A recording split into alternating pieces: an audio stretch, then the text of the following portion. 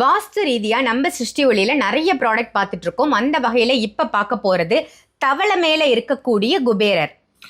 3 கால் தவளை அப்படின்னு சொல்லுவாங்க. 3 கால், 2 கால் வந்து நம்பிக்கையும், ஒரு கால் வந்து அதிர்ஷ்டத்தையும் தரக்கூடிய 3 கால் தவளை குபேரன்.